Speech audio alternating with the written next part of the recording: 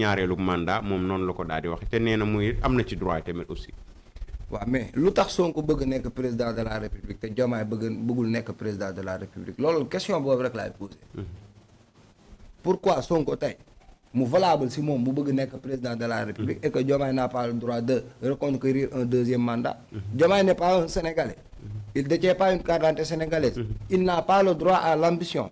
D'accord mais est-ce que sans wax bi jëmul ci Sonko dañ ne président Diomaye moom téye na coalition bi nga xamante ne mooy Diomaye président waaye tamit sûrement local yee tax ak tamit bëgg second li nga xam ne mooy ñaareelu mandat. moom laa lay wax ni waaw xam nga wax kon Diomaye maanaam ay ambition ci yëf yi dafa mel ni loolu la. d'après li point ak wax bu ko neexee jël coalition Diomaye samp deuxième li nga xamante ne mooy deuxième candidature am en 2029.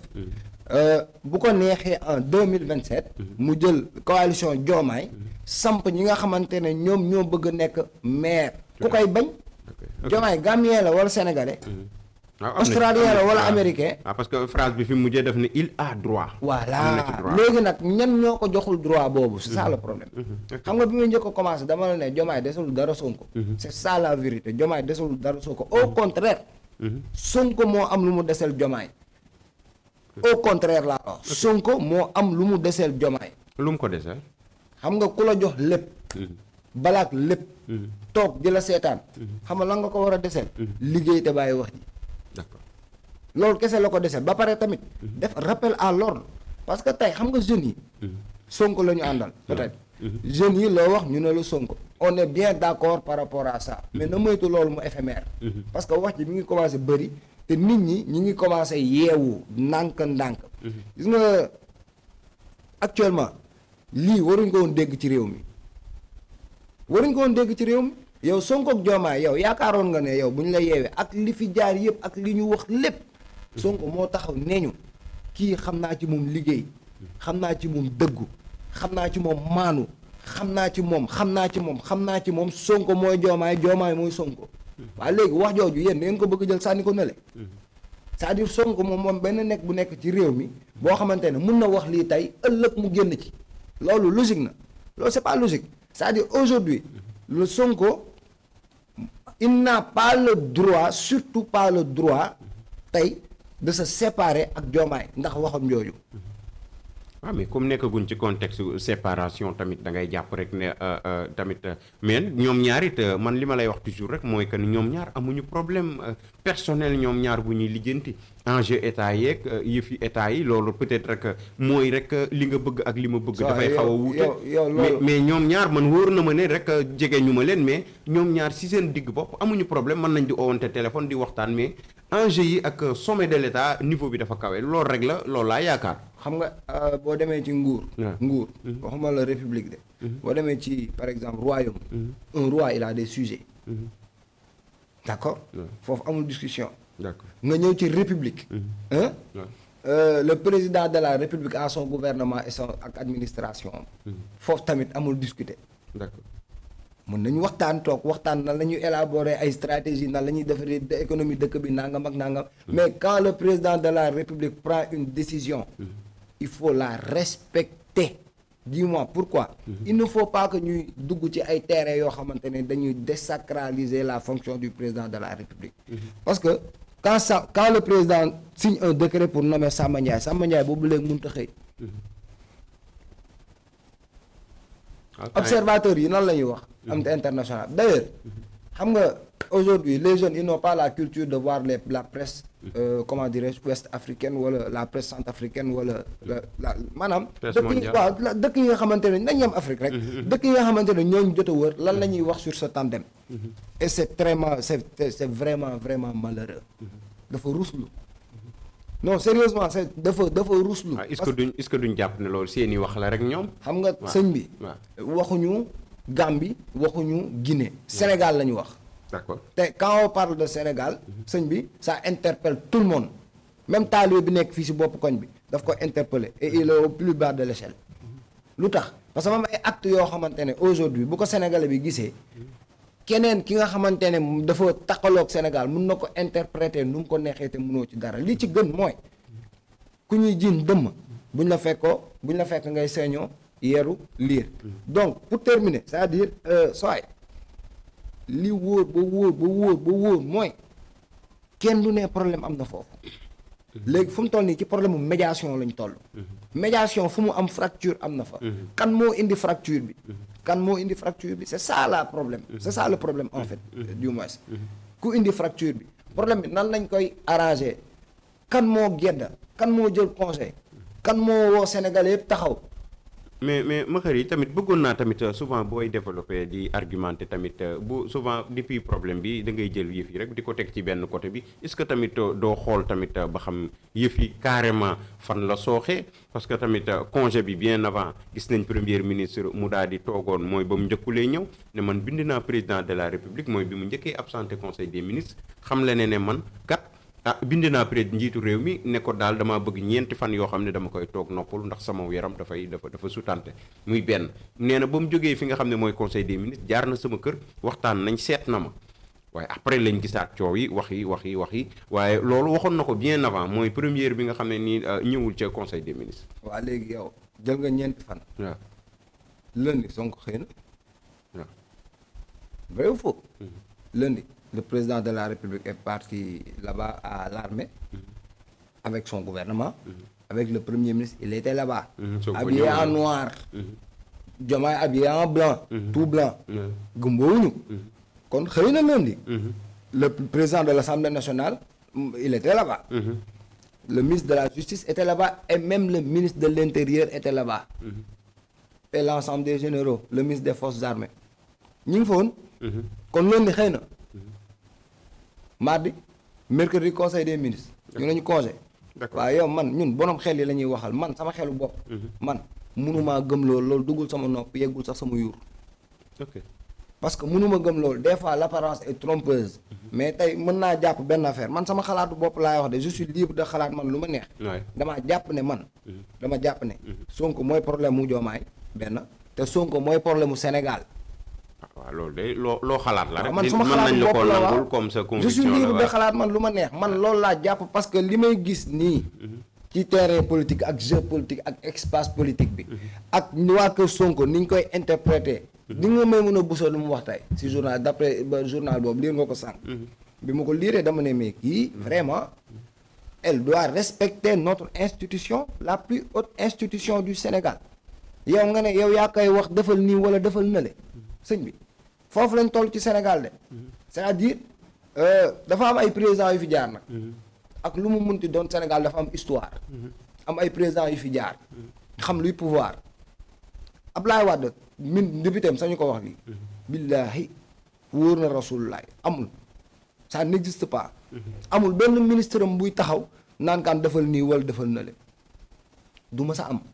loolu mi benn kon sànq li nga wax da nga ne Senghor ak Dia.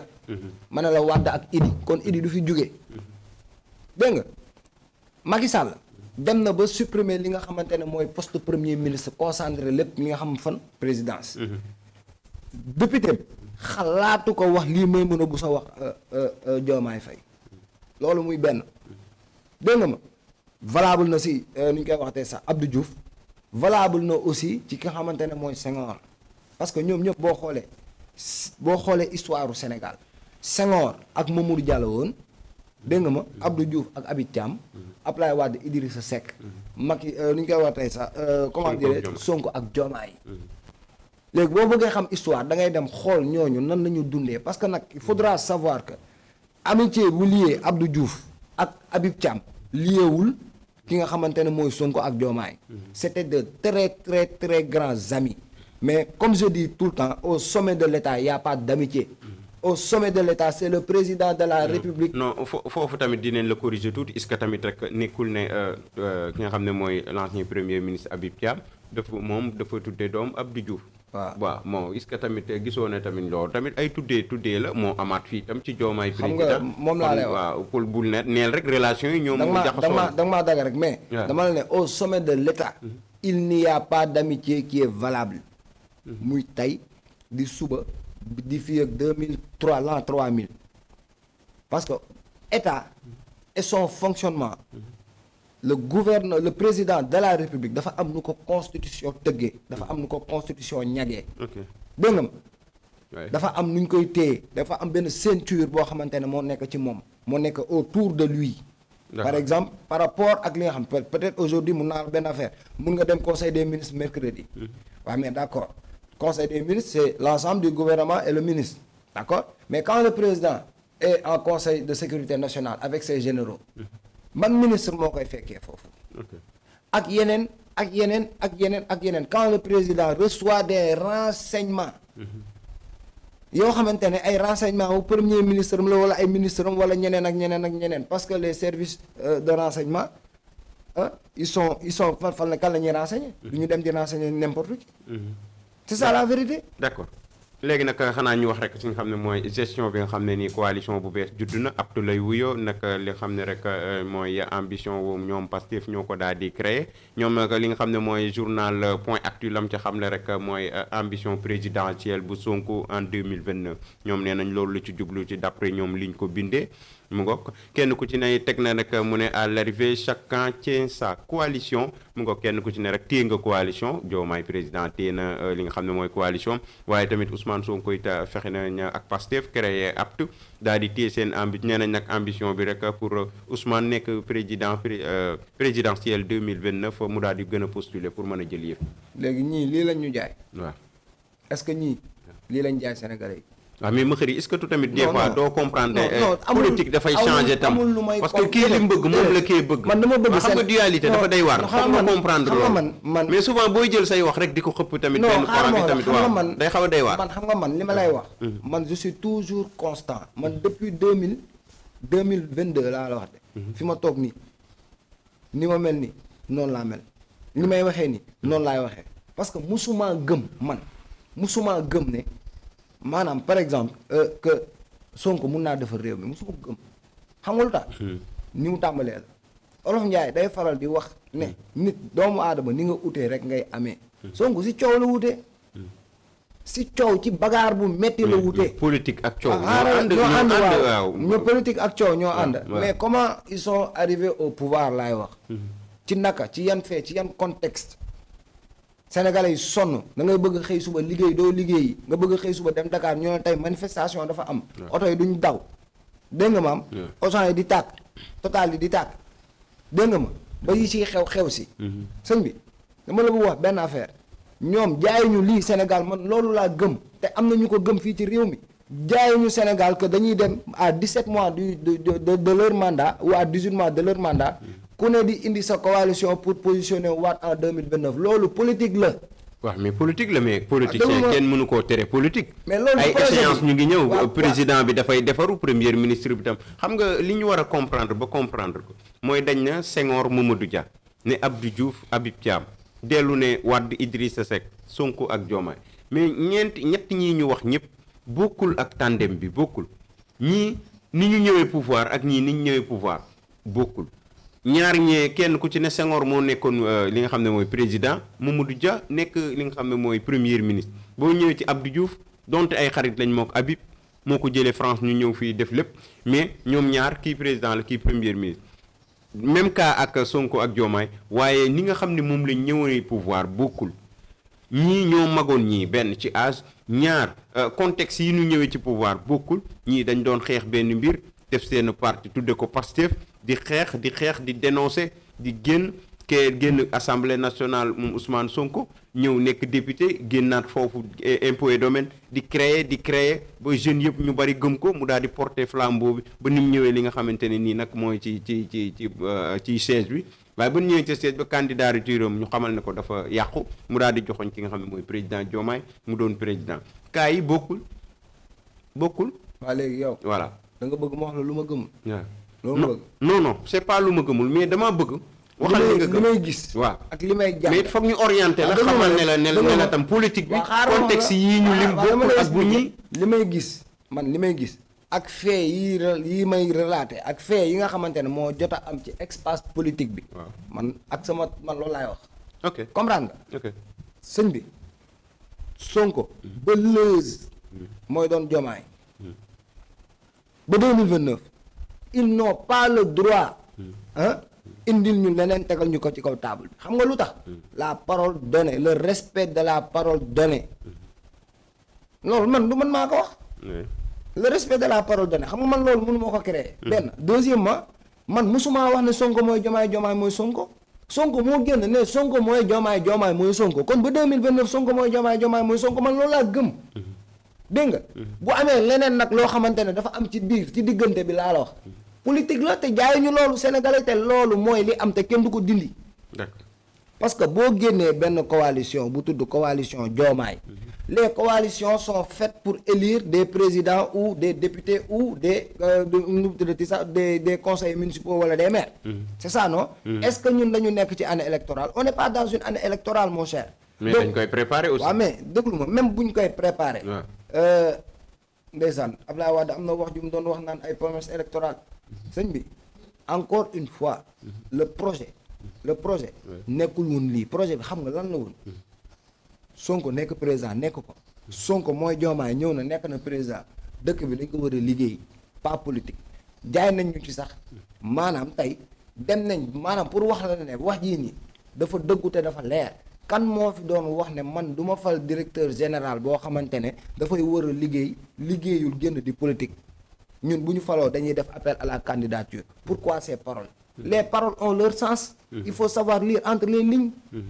D'accord. Parce que boobu nit ki da doon ut il faisait de la politique. D'accord te yenn yi ci gën a ëpp sax c'est du populisme et le populisme a horreur du pouvoir loolu du man maa ko wax. c'est pas moi qui l'a dit hein. dégg nga ma le populisme a horreur du pouvoir. dégg nga nag nit ki ni nga def ba jot noonu nga koy dundee gis nga boo utee xaalis laa la wax ci fitna. ci fitna nga koy lekkee mënoo ci dara. dégg nga ma boo ko utee ci teyaay bakkan nga koy lekkee sëñ bi xanaa nattu yàlla ñëw dal sa kaw. mais le Sénégal encore une fois ne mérite pas ça muy benn. deuxièmement lii du projet bi ñu jaay ñun. ok man sénégalais laa man je n'ai jamais voté pour ce projet. d'accord mais je suis un sénégalais. dégg nga ma ñoom dañ leen di fay ñu am ay ni ñu koy waxatee sax ay fonds politique ñu leen di fay ay millions. mais man su ma génnee dem ci boutique bi jënd benn affaire ñu dagg ma TVA 18% sama poche la jëm wala poche sénégalais bi. donc j'ai le droit à la parole. n'est-ce pas donc lii du loo xamante ne encore une fois dañ ko jaay sénégalais bi ils ont vendu aux Sénégalais un projet pour tout simplement développer le Sénégal. sur beaucoup de secteurs sur maanaam ci économie ci éducation ci justice parce que le problème bu déclenché Sénégal problème justice la kenn moo fi génn ne dañ ko complot affaire yi démarré. dégg nga ma. bu ñu njëkkee ñëw dañu def li nga xamante ne mooy assise nationale de la justice. ils avaient même proposé pour avoir un juge des libertés. pourquoi aujourd'hui ñu toll fii. ñu toll fii nii tey Sénégal pose première pierre bi Pastef njëkk a def mooy les assises de la justice c'est ça non. pourquoi tey ñu toll ci koo xamante ne dafay toog ci plateau. wax benn affaire ñu jàpp ko pour délit d'opinion dem dóor ko mandat de dépôt. wala yóbbu ko instruction. où est le juge des libertés. loolu la ñu jaay Sénégalais yi tey yooyu la Sénégal di xaar ci ñoom. dégg nga ma. xaaruñu ci ñoom li nga xamante ne mooy politique bii ñu nekk di def encore une fois foofu laay waxee.